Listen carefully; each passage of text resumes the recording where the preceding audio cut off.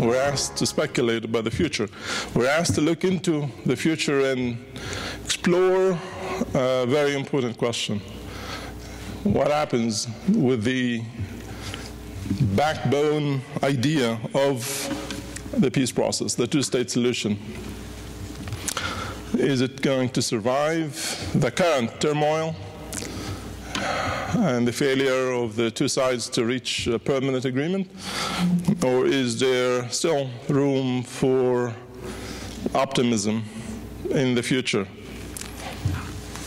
And as Shai said, this is not only difficult, but because we have views, our own views. So sometimes we allow our own wishful thinking to dictate our own conclusions, our own speculations about the future.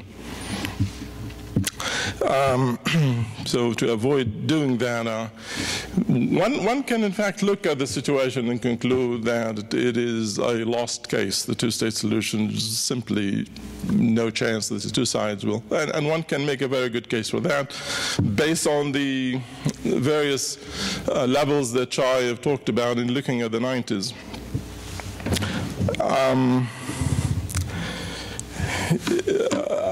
I share Shai's view that things are not clear, that we're not sure that the current turmoil is in fact moving in a direction where the two-state solution becomes dead. There are two possibilities. One, it's dead. The other, it's not. It is dead if in the next year or two the Palestinian Authority collapses, Hamas becomes much stronger and becomes the dominant political force among Palestinians, and the Palestinians start moving away from the two-state solution and embracing a one-state solution, something that has been in the making during the last decade. But it could also have, the current situation could also have a different trajectory. It could instead actually strengthen the drive for a two-state solution. For the Israelis today, the two most vital needs are security and the Jewish character of the state. For the Palestinians, the two vital needs today are statehood and the economy. These two priorities could drive the thinking of the two sides in the next couple of years. It could lead more and more Israelis to demand separation, as they did in the Second Intifada. If the Israelis are to act on that, this could in fact improve the chances, because it could reduce the footprint of the occupation, could strengthen the Palestinian interest in building their own state, and it could strengthen the forces that are in favor of a two-state solution. So an Israeli decision to withdraw, even unilaterally, from the West Bank could have that positive impact on the two-state solution. There is, of course, a third possibility that after the current turmoil is ended somehow, there would be a return to negotiations. This would be really wishful thinking. So here's what I will try to do right now. Basically, I'll try to describe what is the current situation, to define it. What is really going on today?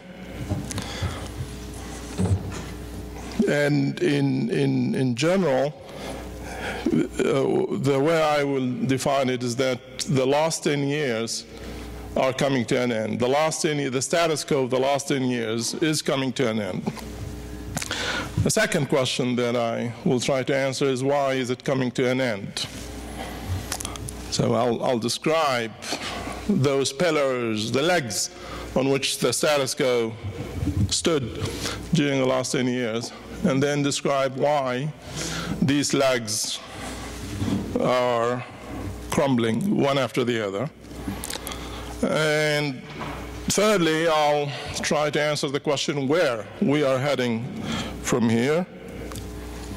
My answer to that is going to be that we are likely to continue towards escalation, but that this escalation in Israeli-Palestinian relations will be gradual. That is unlikely that we will see a major violent explosion, although by no means this means this is completely ruled out. But assuming things continue the way they have been going during the last year or so, during the last 2 or 3 months as well, this will be a gradual process of escalation. The last question that I'll try to answer is, can the current turmoil be reversed? This is where my answers might also be colored by wishful thinking, but I'll try to give some answers so that I won't end on a very negative note. All right, so let me try to answer these questions that I've been raising.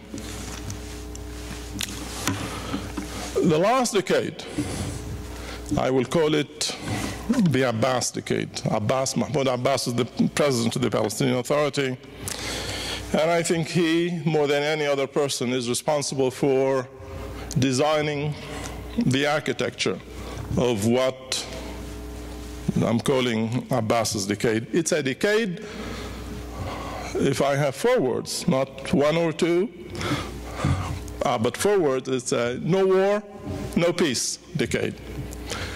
The 90s were the peace decade. The first 5 years of the new century were the war 5 years in Israeli-Palestinian relations. The last 10 years were the no war, no peace decade. And as I said, Abbas has been the most instrumental in putting this architecture together. It is not a very clear architecture. It's not a de jure architecture. It's based, it's informal, and it's based on de facto realities.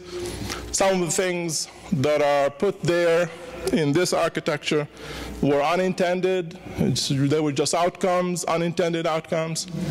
But they have managed to sustain themselves during the last decade. By the end of the 5 years of the Second Intifada, this decade is, and this architecture is currently being challenged from 2 directions. From the man himself, the man behind the Abbas decade. Abbas himself has grown disillusioned with his own decade and what it produced. So the establishment itself that made the last decade feasible is now in the process of destroying the Oslo process.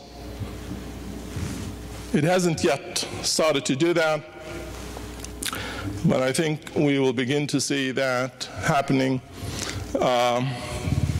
very soon. There are very small steps that are being taken that are not at this point clearly articulated in a clear strategy, but ultimately what the establishment will do, the Palestinian establishment that created Oslo, tolerated, allowed the Second Intifada to go on, and was responsible for the last decade.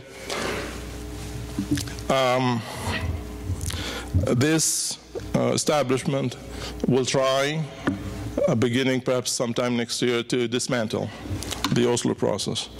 There is a second actor that is today challenging the status quo, the Abbas decade, and that is the public.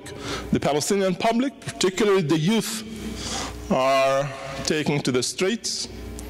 The stabbings, the demonstrations, the confrontations with the army, all these things are part of the challenge to the Abbas decade. So what is this Abbas decade? And why was it possible to have the last decade of no war, no peace? Well, the Abbas decade is characterized by four major features.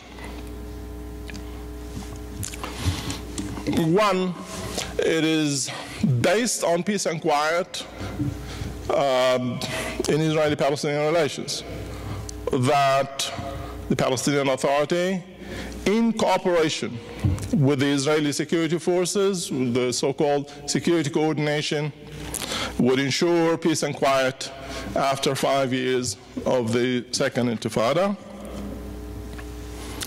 that the Palestinian security services would be retrained for that purpose. The second feature is that the Palestinian Authority would dismantle the militias and the armed groups that have led the Second Intifada. Most of this will take place in the West Bank. The Gaza Strip would quickly disengage from that process. By mid-2007, Hamas would take control over Gaza, and everything that is related to the Abbas decade would focus on the West Bank. And in the West Bank, this is what the Palestinian security services were in charge of: dismantlement of the armed groups or the militias that belong both to Hamas and Fatah, the nationalist forces. The third main feature that characterized the no war, no peace, these first two features, peace and quiet, dismantlement of the armed factions, are the no war aspect of the no war, no peace dimension. There are two no peace dimensions to this decade. One is Israel is to keep its Intifada gains. The Intifada gains included the reoccupation of the West Bank. The Israeli army would have plenty of checkpoints, including in areas that, according to the Oslo Agreement, some of you might know, as Area A, where Palestinians would have full security and civil control. The Israeli army during the Second Intifada, in fact, established checkpoints inside these areas. So the army would actually keep these. The Palestinians did not require, as part of consenting to this arrangement, that the army would redeploy. They would demand it, but they would not make it a precondition.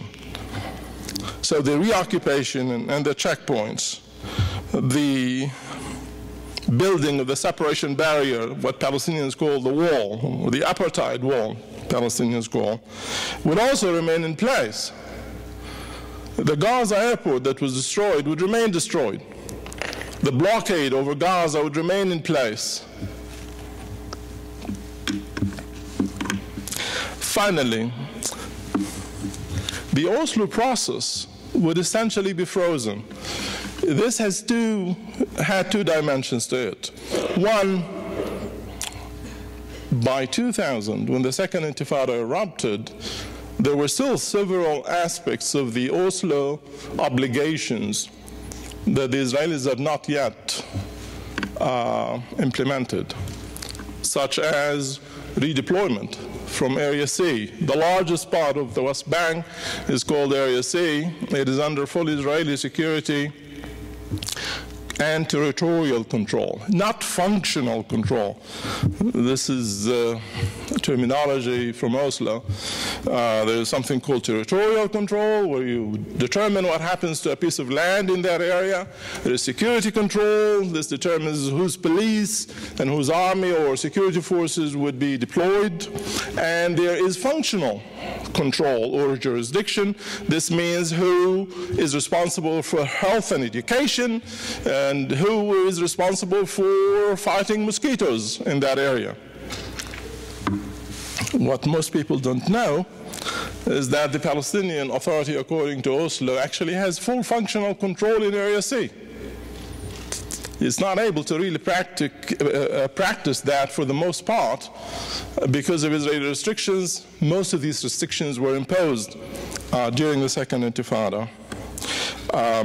The obligation to withdraw, the Israeli army was supposed to withdraw from all of Area C, with the exception of final status issues, and that for Area C essentially meant settlements, border area, and military bases.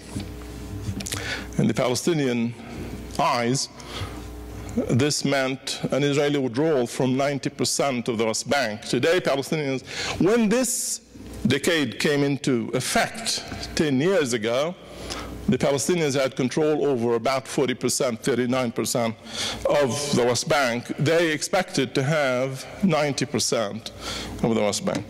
This is an aspect of the no-war dimension. There is another aspect to this issue about the suspension of the Oslo process that had to do with the interim nature of the Oslo Agreement. The Oslo Agreement was a 5-year deal. Within those 5 years, certain arrangements would be put in place, but both sides understand that these arrangements are temporary. So even if you don't like them, you would go along with them because you think they are temporary.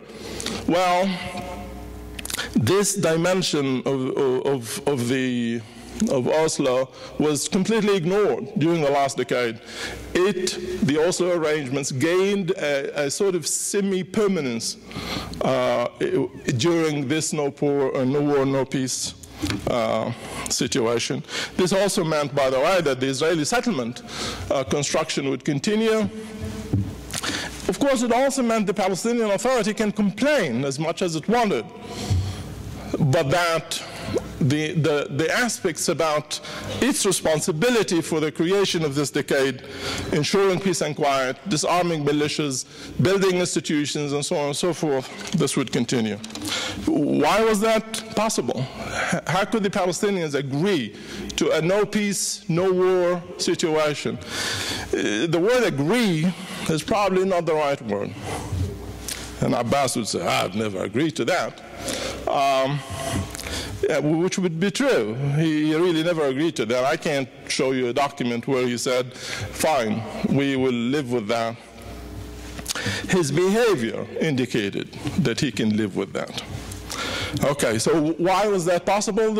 As I said, I call this the Abbas decade because Abbas was the most instrumental person in putting this together. So he was the most important leg on which this architecture that I've just described stood. Why was that possible? Why did Abbas do that? Well, because Abbas believed violence, Palestinian violence against Israelis, was very destructive to Palestinian national interests. In that, he actually went against the Palestinian trend. When he started to say that, 70% of the Palestinians disagreed with him. But during the time when he was running for elections, he made it very clear that this was his view.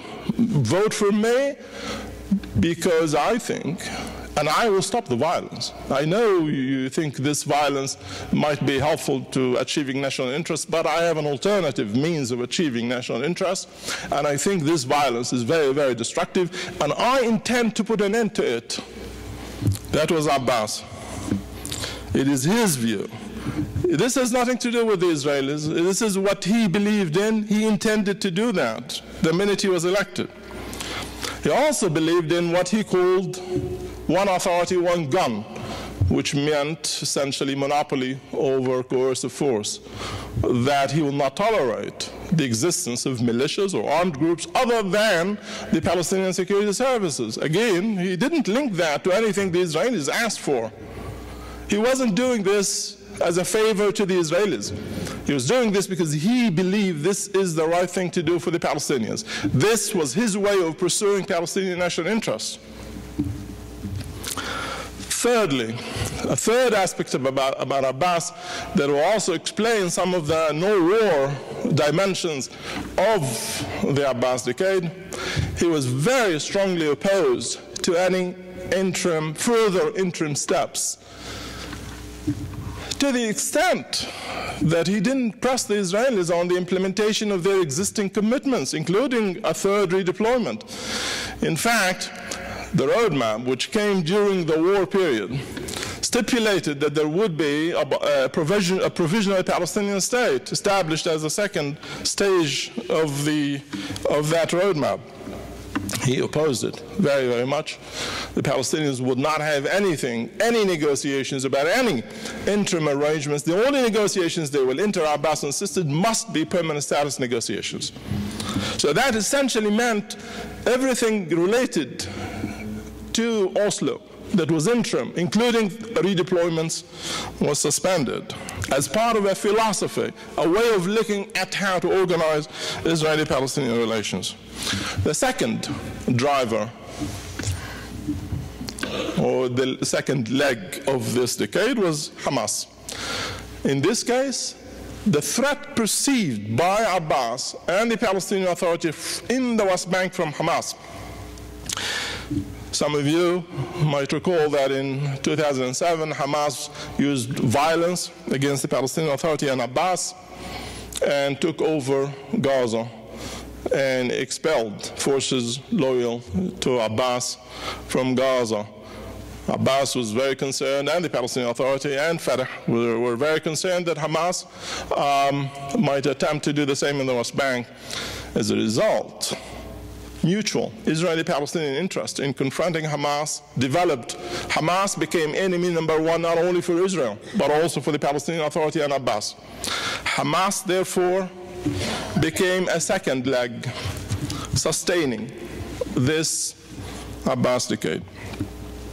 The third is what some have called Fayyadism. Fayyadism refers to the Palestinian Prime Minister between 2007 and 2013. Salam Fayyad came up with the idea that if you build the institutions of the state of Palestine, the state of Palestine will come. Up until then, Palestinians believed if you end occupation, a Palestinian state will come. Fayyad now said if you build a state, institutions, occupation will end. There would be no need for occupation. Why is Israel occupying us? We're able to take care of security, the economy, everything. We're living in peace. That reality, Fayyad believed, would make occupation nonsensical, irrelevant, almost end by itself. I'm exaggerating a little bit, but that was the mindset, to the extent that when Abbas started to have doubts, in 2011, we could begin to see the first signs of doubts in Abbas's mind about what he had created. So he decided to go to the UN to seek membership in the UN, and Fayyad said, you must be crazy. Why are you rocking the boat? We're building institutions here. These institutions will create the state, not a vote in the UN. So the split between Abbas and Fayyad started at that point. But Fayyadism, which prevailed during those years, 2007, 2012, sustained this decade. So these were domestic factors. There is a third domestic factor that I must say, and that is the legitimacy that Abbas had. He was elected in January 2005, which is the data that I actually used to trace this decade, by a vote of, by a majority of 63%. 63% of the Palestinians voted for him. When he was elected, remember what I said earlier, that 70% of the Palestinians supported violence. And then Abbas came along and said, violence is destructive to Palestinian interests. We did a survey right after he was elected to find out whether, in fact, he was successful in convincing the public that violence was destructive. And it turned out he reduced the level of support for violence from 70% to 25%. A significant change in public opinion. He managed to change the public considerably in a very, very short period of time. That also sustained that decade. That the public also changed and wanted to give Abbas. This was in part also the result of a tremendous optimism that prevailed among the Palestinians immediately after Arafat died and Abbas was elected. At that time, when we asked the public whether it thought that a peace agreement to establish a Palestinian state between the Palestinians and Israelis would be feasible, a majority of 60%, a little less than 60%, but a majority nonetheless, said yes. That level of optimism was unbelievable because it came right after 5 years of violence.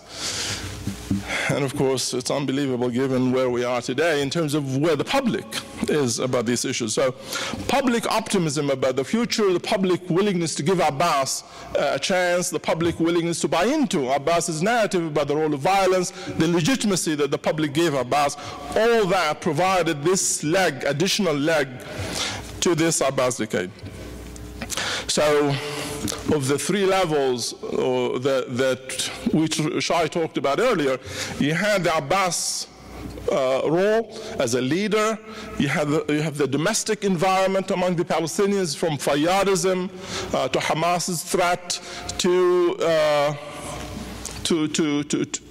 the legitimacy that the public gave Abbas. All these forces, all these factors contributed to that decade. Finally, of course, there was the region itself, the US itself, first and foremost. Who trained the Palestinian security services? Well, the Americans did. In fact, up until today, there is an American mission responsible for training the Palestinians. During this period, we're talking about 2007, 2012, in fact, about 12,000 Palestinian men under arms were trained by the Americans. They served as the backbone of the security establishment.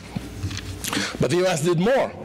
The peace process, although I call it no war, no peace, in fact, there were almost 2 years in which Palestinians and Israelis negotiated. We had almost a year of negotiations within what was known as the Annapolis process, the Bush administration back at the end of 2007, all the way through most of 2008. There were serious negotiations between the Palestinians and Israelis, so there were hopes that things could, in fact, move forward. That was done with the American leadership.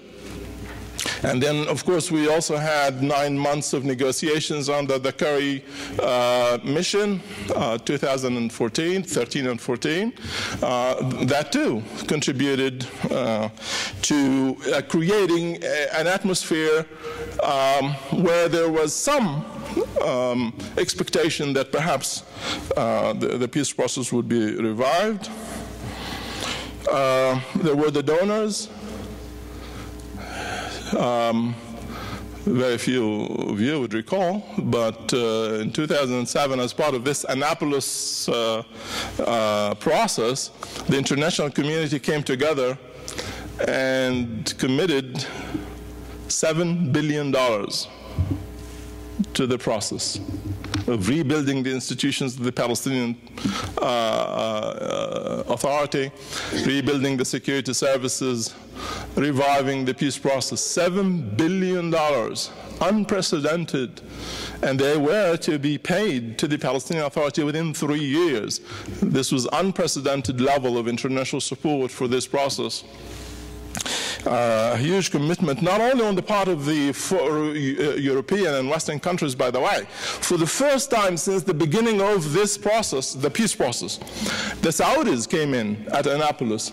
In fact, the Saudis were the most important donor as part of the Annapolis. They committed themselves to $1.25 billion out of the $7 billion. The Saudis said this is our contribution. That certainly was a major, not just international, but regional commitment.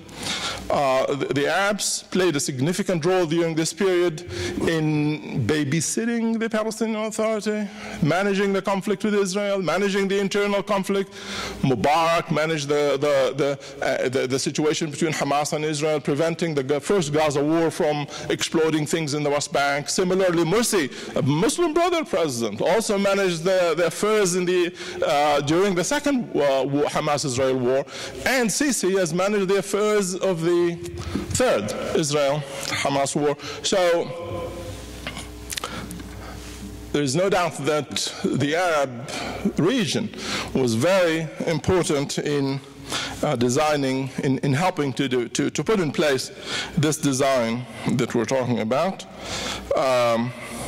Israel certainly played a role in that too. The negotiations in particular between Abbas and Olmert were very constructive and created an interest among the Palestinian elite in supporting negotiations. That too was responsible for that decade. So what has changed? Why is the situation today moving in a completely different trajectory? Well, because these five actually, legs have started to crumble, as I said. The demands on the U.S. elsewhere means the U.S. is not here anymore. The Israeli-Palestinian issue is no longer a priority for the U.S.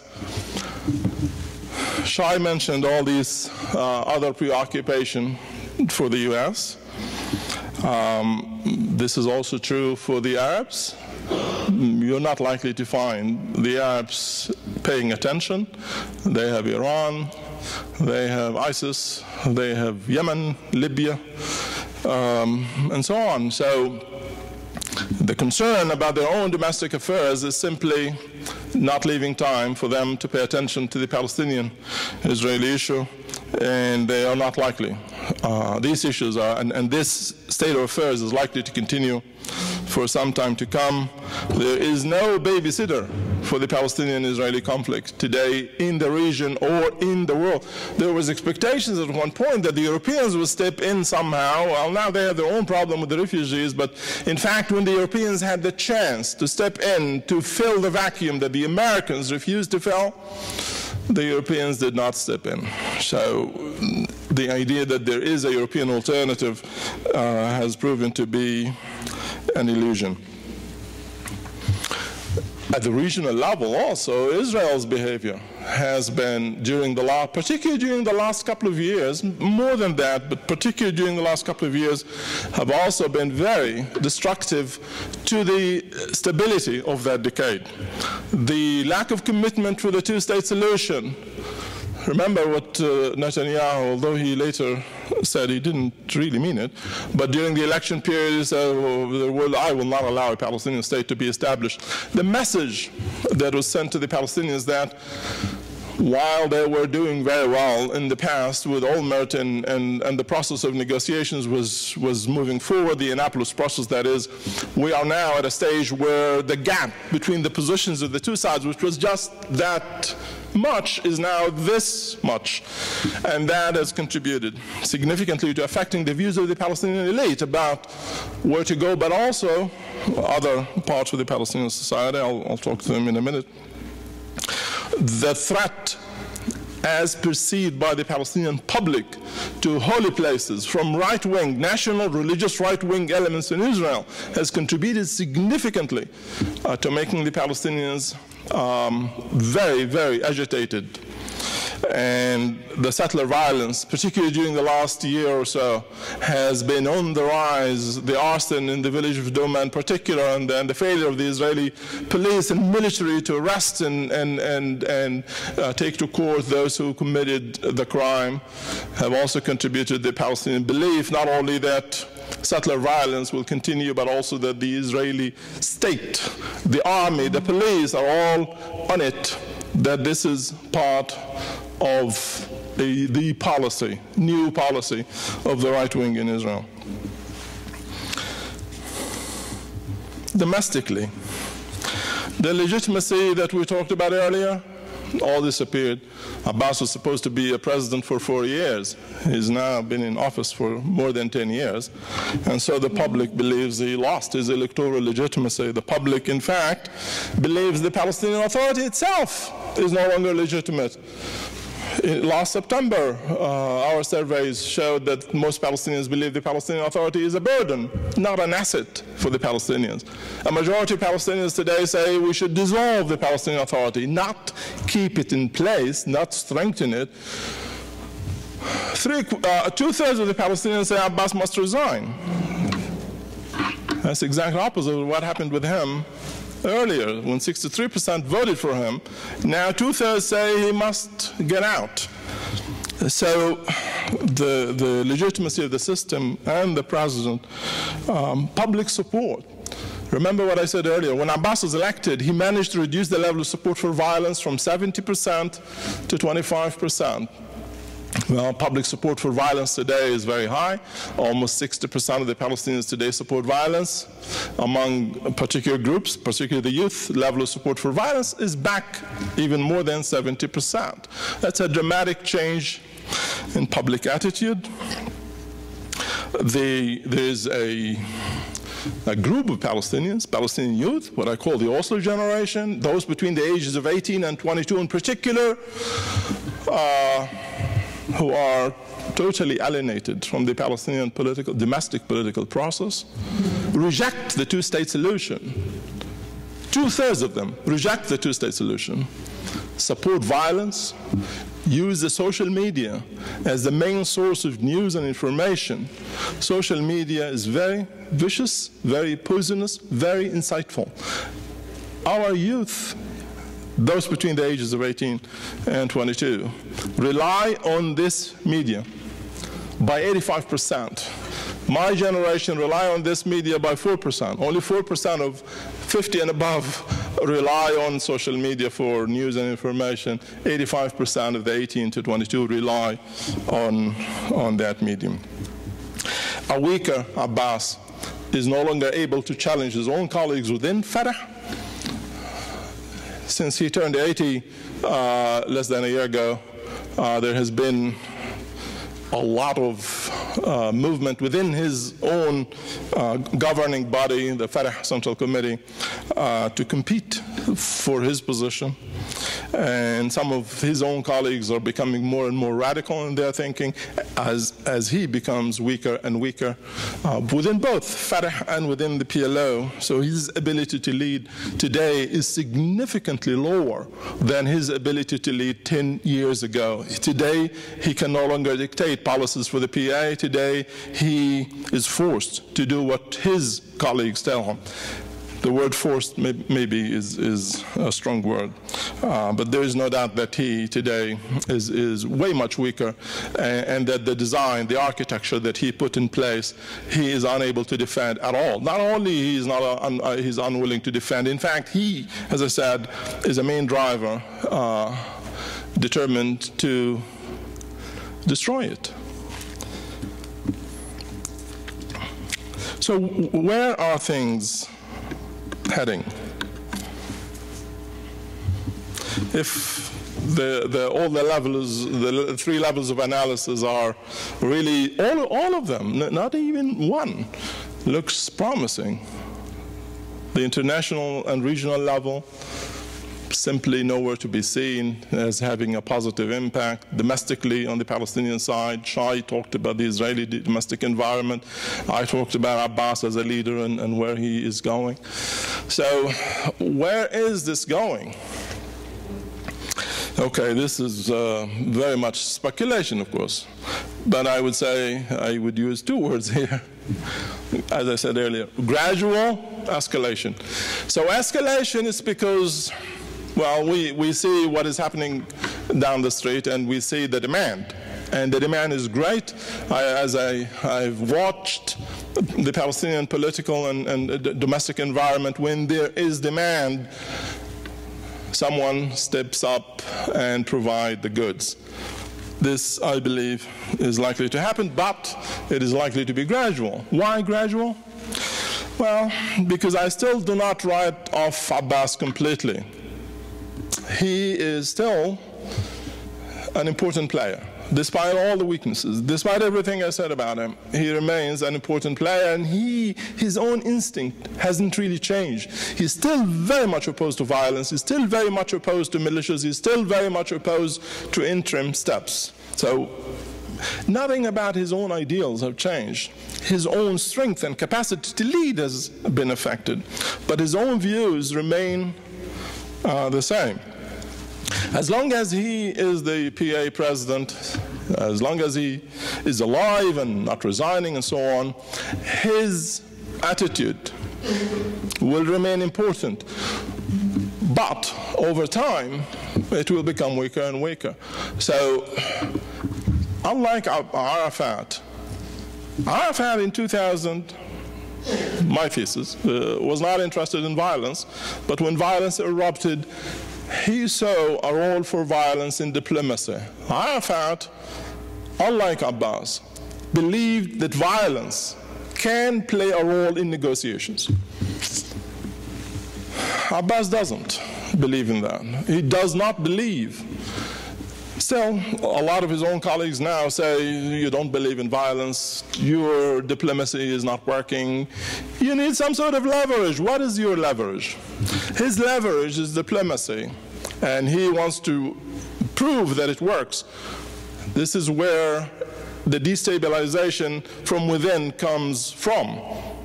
Threatening to dissolve, to dismantle the Oslo process is his track that he will probably take, but since he is a very cautious person, he is likely to do this slowly.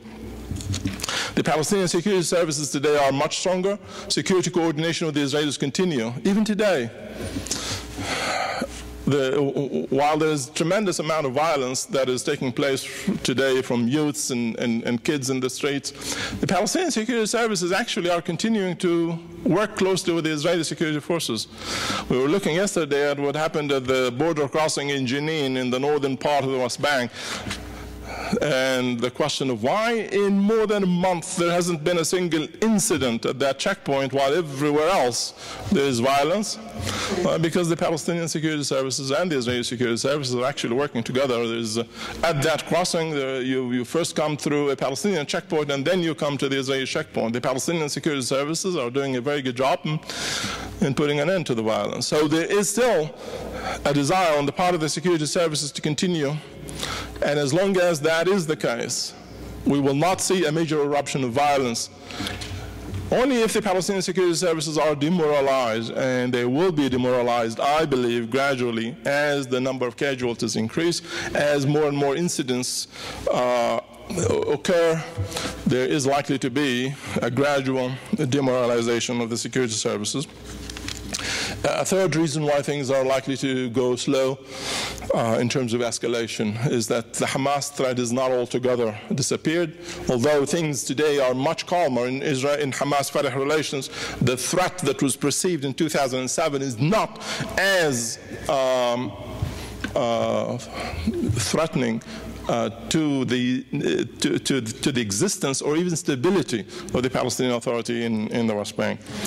Still, that threat remains, and as long as it remains, there will be reluctance on the part of the Palestinian security services to completely dismantle their security coordination with the Israelis. there is another reason. The Israeli behavior, the army, the IDF behavior today in the West Bank is different than the behavior of the Israeli army in 2000 when the second Intifada erupted. I believe that in 2000 the Israeli army contributed significantly to the escalation of the violence. Today the Israeli army is acting in a much, much smarter manner. It is in fact contributing to calming things down. Not everywhere. There is no major closure, for example, similar to the one that was imposed back then. The number of casualties are relatively small compared to where they were back in 2000. As long as that remains the case, and by no means this is guaranteed. You already see the army is now going back to demolishing homes of perpetrators of violence, as it did in the second Intifada, even though the army and the Israeli security establishment believes that destroying homes is counterproductive. They do it because there is a desire for revenge, there is a desire to show the strong hand of the army and so on, and the army is responding. There are things that can be done to reverse the situation, as I said, and I want to take the last couple of minutes just to say what can be done about that. As you can gather so far, a lot of the problems that are undermining the last decade are domestic issues, and I think the answer, if are things to go in a different direction, start there. The Palestinians need to revitalize their political system, bring back consensus and legitimacy to it. This means reconciliation between Hamas and Fatah, the reunification of the West Bank and Gaza. This is a very, very important step that must be taken, that could allow the system to gain, and after that to go to elections and gain legitimacy. Abbas, of course, if he runs today, he will lose the elections. The only person who can win the elections is Marwan Barghouti. He is the Palestinian equivalent of a Mandela. I think Israel should release him. Again, I told you there will be a lot of wishful thinking in what needs to be done, so this is my wishful thinking, that we go to elections, that Israel releases Marwan Barghouti and negotiates with him in the same way that the South Africans negotiated with Mandela. De Klerk was in Israel last week, in fact, and he was asked about Barghouti. What should Israel do with Barghouti? He said, well, you know, one of the things we learned in South Africa, he and his colleagues, was that we need to talk to the man who was the most popular. Well, Barghouti is the most popular Palestinian leader.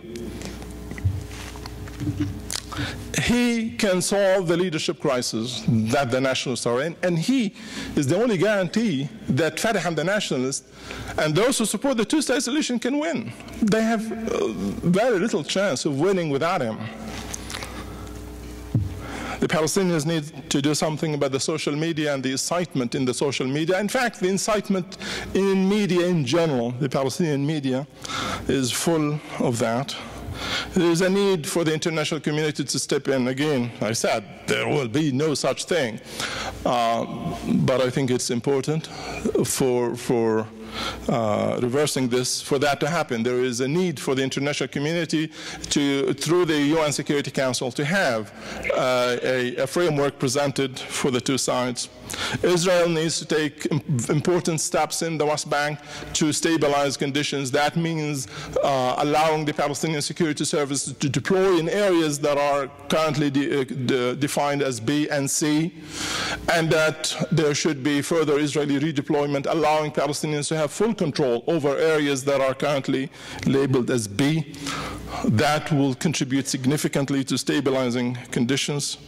Israel needs to reaffirm its commitment to the two-state solution by freezing settlement construction in those areas that will become part of the Palestinian state along the lines of the framework that the international community should define. If these steps are taken, I don't think any of them will be taken. But if they are taken, then I think we will be on our way to reversing the current and very destructive trajectory we are heading into. Thank you very much.